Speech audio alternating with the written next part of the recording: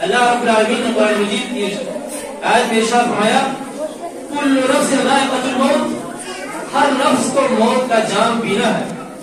اور آپ دیکھتے ہیں کہ اور آپ اپنے ہی ارد گرد رہنے والے کتنے لوگوں کو ہم اور آپ اپنی انہی ہاتھوں سے مٹی دیتے ہیں اور ان کے لیے جنازے کی نماز پڑھتے ہیں۔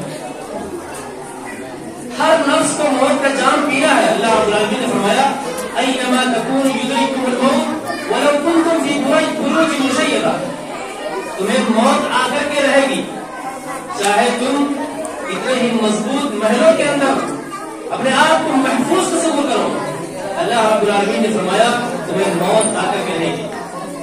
موت ایک انتہائی زیادہ یقینی چیز ہے اور موت انتہائی زیادہ بے یقینی چیز بھی ہے۔ یقینی اس معنی کر کے کہ موت تو آنی ہی آنی ہے، اس سے کسی کو، اس حقیقت سے کسی بھی انسان کو انکار نہیں، اور موت بے یقینی بھی ہے اس معنی کر کے کہ موت کب آ جائے ہمیں اور آپ کو پتہ نہیں۔ اس لیے اللہ رب العالمین نے کہا کل نفس ذائقۃ الموت وانما توفون اجورکم یوم القیامہ، اور تمہیں قیامت کے دن عمرہ کا پورا اجر ملے گا۔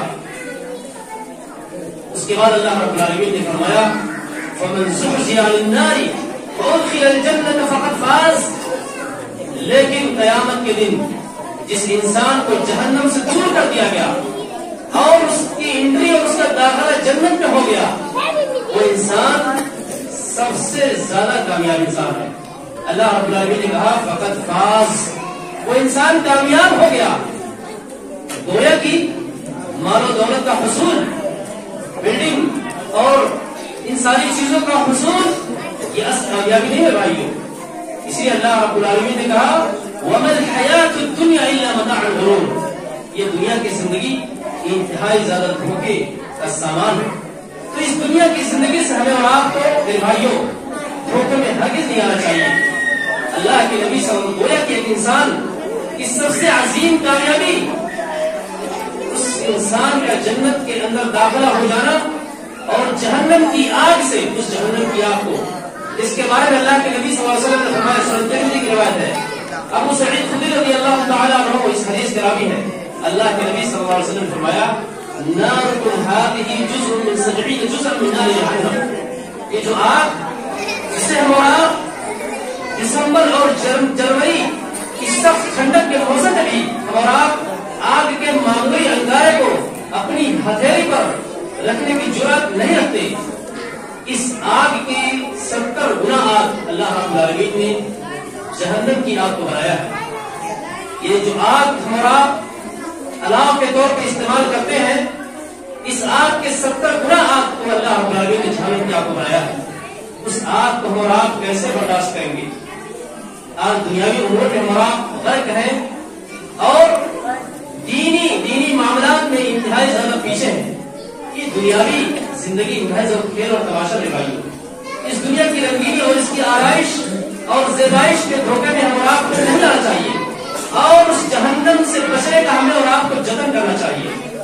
اللہ کے نبی صلی اللہ علیہ وسلم نے صحیح بخاری اور صحیح مسلم کی روایت ہے، ابو ہریرہ رضی اللہ تعالی عنہ فرمایا اشتكت النار الى ربها فقال يا ربي اكل بعدي بعضا فاذن لها بنفسين نفس في الصيف ونفس في الشتاء فاشد ما تجدون من حرها واشد ما تجدون من زمهريرها۔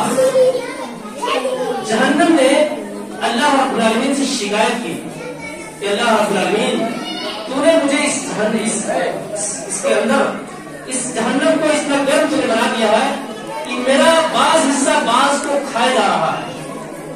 تو اللہ رب العالمین نے اس جہنم کو 2 بار سانس لینے کی اجازت دی۔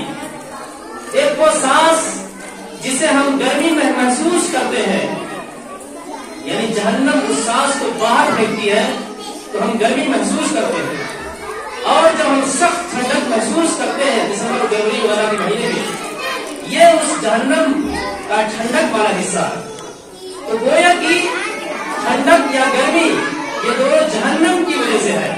تو میرے بھائیوں اور دوستوں، جس طریقے سے ہم اور آپ دنیاوی زندگی میں اپنے آپ کو بچانے کی کوشش کرتے ہیں، اس سے کہیں زیادہ ہمارے لیے ضروری ہے، اور ایک مسلمان ہونے کے ناطے، ایک مومن ہونے کے ناطے ہماری یہ ذمہ داری بنتی ہے کہ کون سا حکم، کون سی تعلیم ہمارے رب کو خوش کر سکتی ہے، اور کون سی ایسی چیز ہے جو ہمارے جہنم میں جانے کا سبب بن سکتی ہے۔ آپ نے وہ حدیث کی ملاحظہ کی ہوگی، سنی ہوگی خطبوں کے دوران کہ اللہ رب العالمین نے جب جہنم کو بنایا تو جبریل علیہ السلام نے کہا کہ جا کر کے ذرا سیر کر کے آؤ۔ تو اللہ رب العالمین جبریل علیہ السلام گئے اور کہا اللہ رب العالمین تو نے جہنم اتنی خطرناک بنا دی ہے، اس جہنم کے بارے میں اگر کوئی انسان سنے گا تو کوئی بھی انسان اس کے اندر جانے کی چاہت یا تمنا نہیں کرے گا۔ تو اللہ رب العالمین نے اس جہنم کو خواہشات سے گھیر دیا، اور اس کے بعد کہا آپ جا کے دیکھ کے آؤ۔ پھر اس کے بعد جب دیکھ کے آئے تو کہا کہ اب تو مجھے لگتا ہے کہ کوئی انسان نہیں بچ پائے گا، ہر آدمی اس کے اندر داخل ہو جائے گا۔ اسی لیے اللہ کے نبی نے فرمایا حفت الجنت بالمکارہ وحفت النار بالشہوات، جنت کو ناپسندیدہ چیزوں سے اللہ رب العالمین نے گھیر دیا۔ یہی ناپسندیدہ چیزیں ہم یہ برداشت کرتے ہیں ٹھنڈک کے موسم میں ٹھنڈ پانی سے وضو بنانا، اور ٹھنڈک کے موسم میں مسجدوں کا رخ کرنا، یہی چیزیں اللہ رب العالمین کو خوش کرے گی، اور یہی چیزیں ہمارے خواہشات کو روکتی ہیں، اور یہی چیزیں ہمیں جنت میں لے جانے کا سبب بنیں گی۔ اس لیے لیکن وہ جو لوگ اپنی خواہشات کو مقدر رکھتے ہیں، جو اپنے من کی سنتے ہیں، رب کی نہیں سنتے، جو اپنے من کی سنتے ہیں، اللہ رب العالمین ان کے بارے میں اللہ کے رسول نے فرمایا کہ جہنم کو خواہشات سے گھیر دیا۔ اگر ہمارا اس دنیا کے اندر آپ کتنا جیئیں گے، 60 سال 70 سال 80 سال 90 سال، اس کے بعد تو آپ کو اس دنیا سے جانا ہی جانا ہے۔ اس وہ مال و دولت، وہ بلڈنگ، وہ جائیداد اور پراپرٹی آپ کی یہی رہ جائے گی، وہی نماز، وہی روزے، وہی صدقے، وہی خیرات، یہی ساری چیزیں آپ کی اسی قبر میں کام آنے والی ہیں۔ تو وہ چیز ہے جو ہماری نفس پر گرہ گزرتی ہے، جو ہمارے نفس پر شاخ گزرتا ہے، وہی چیزیں ہم جب اللہ رب العالمین کے لیے کریں گے تو اس کی وجہ سے اللہ رب العالمین ہمارے لیے جہنم کا راستہ دور کر دے گا اور جنت کا راستہ آسان کر دے گا۔ اب میں سے بہت سارے لوگ ایسے ہیں جو اس دنیا کے اندر لوگوں کو دیکھتا ہے اور ایک آرام بھرتے ہیں کہ اللہ رب العالمین نے فلاں آدمی کو دیکھو کتنا کامیاب بنایا، اور بعض والدین اپنے بچوں کو کوستے بھی ہیں کہ دیکھو فلاں بچے کو دیکھو، فلاں گھر والے کو دیکھو، اس نے یہ ڈگری حاصل کر لی، اس نے یہ منصب اور یہ عہدہ اس نے جو ہے اپنی تعلیم کے بلبوتے پر اس نے یہ حاصل کر لیا۔ میرے بھائیوں، یہ پوری دنیا کا حصول اگر آپ حاصل کر لیں، لیکن اگر آپ علم میں، اگر آپ کے اندر ایمان نہیں، آپ کے اندر عمل صالح نہیں، آپ کے اندر شریعت سے محبت نہیں، نبی کریم صلی اللہ علیہ وسلم سے محبت نہیں، تو پھر اس کامیابی کا، اس طرح کی کامیابی حاصل کرنے کا فائدہ کیا ہے؟ ایسی کامیابی اگر آپ حاصل کر ہی لیں تو پھر ایسی کامیابی سے کیا فائدہ جو کامیابی عارضی ہے۔ میں آپ کے سامنے 2 واقعہ بیان کروں گا اور اس سے آپ اندازہ لگائیں گے کہ کس طریقے سے نبی کریم صلی اللہ علیہ وسلم نے اپنے صحابہ کرام کی تربیت کی تھی۔ اس صحابہ کرام جو انصاری صحابہ تھے جنہوں نے مہاجرین، اپنے مہاجر بھائیوں کے لیے دل کھول کر خرچ کیا، اپنی بیویوں تک کو طلاق دے دیا، اپنی پراپرٹی میں حصہ دے دیا۔ ایک مرتبہ نبی کریم صلی اللہ علیہ وسلم کی خدمت میں حاضر ہوئے ایک دنیاوی غرض لے کر کے۔ وہ دنیاوی غرض یہ تھی کہ دراصل ان کے جو باغات تھے کھجور کے، ان میں بہت مشکل سے اپنے اونٹوں کے ذریعے سے پانی پہنچاتے تھے، تو بہت تکلیف محسوس ہوتی تھی اور بہت پریشانی محسوس ہوتی تھی، اور بسا اوقات پھل بھی کماتے تھے۔ یہ دنیاوی متاع لے کر کے نبی کریم صلی اللہ علیہ وسلم کی بارگاہ میں حاضر ہوئے، اور اس دن آپ صلی اللہ علیہ وسلم نے فرمایا، اے انصاریوں، آج مانگو جو تم مانگو گے، اللہ رب العالمین سے میں اس چیز کی گزارش کروں گا اور دعا کروں گا کہ اللہ رب العالمین تمہیں وہ چیز عطا کرے۔ یہ جب آخر صحابہ کرام نے سنا کہ آج جو ہم مانگیں گے وہ چیز مل دیکھیے لے کر گئے تھے دنیاوی مقصد. ہم سے بہت سارے لوگ کہتے ہیں کہ فلاں آدمی نے سورس لگا دیجیے ہمارا یہ کام ہو جائے. آخر میں یہ سب سورس یہ سب کام نہیں آئے گا. جب صحابہ نے یہ آفر سنا کہ آج جو مانگو گے وہ دیا جائے گا اللہ رب العالمین کے فضل سے, تو دنیاوی مقصد بھول بھاگے.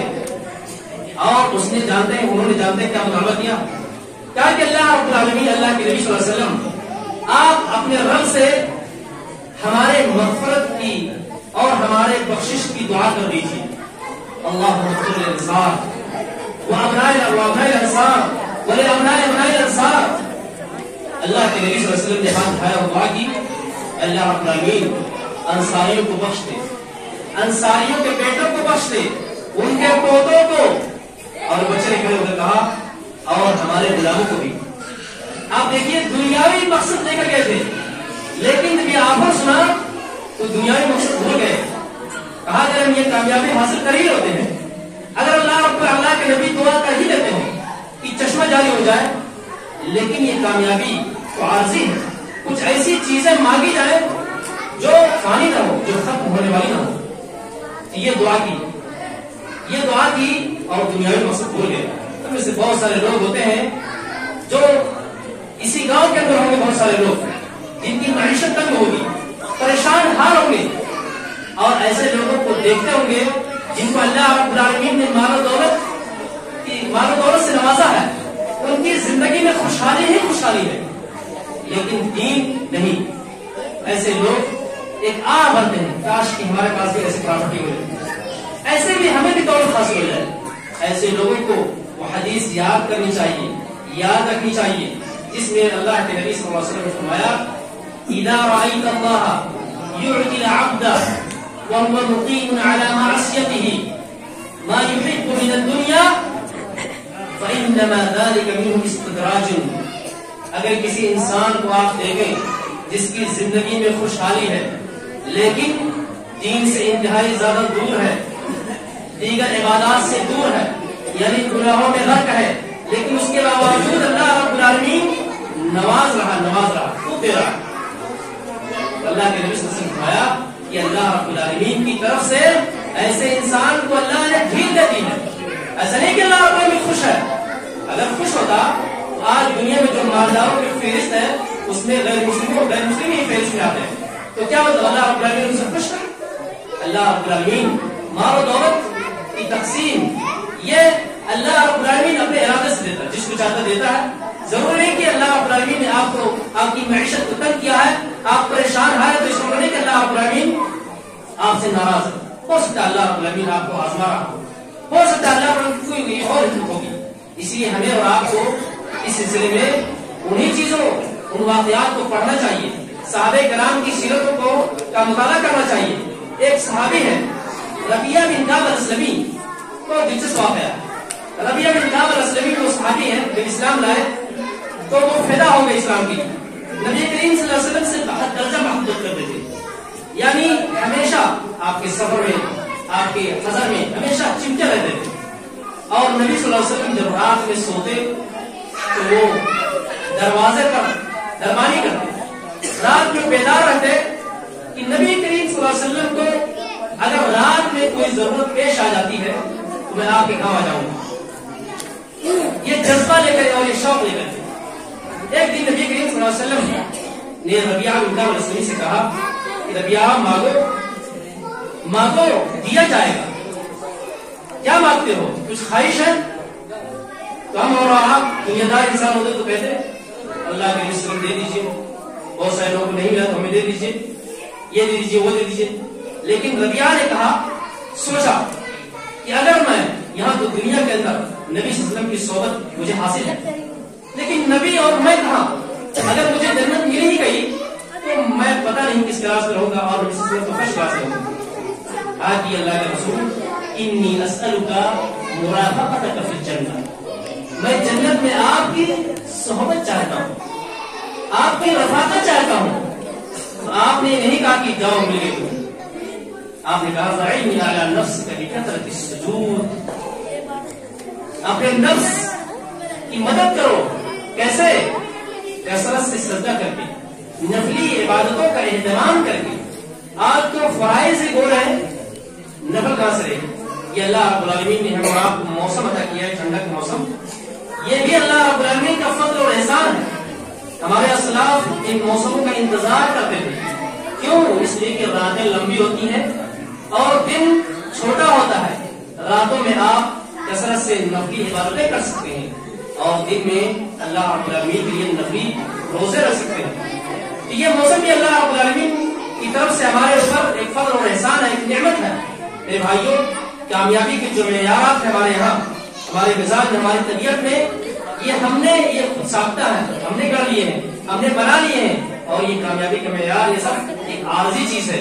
ہمیں اور آپ کو بحیثیت مسلمان، بحیثیت مومن اس چیز کو بھولنا نہیں چاہیے کہ اس زندگی کے بعد بھی ایک زندگی ہے، جو زندگی کبھی ختم ہونے والی نہیں ہے۔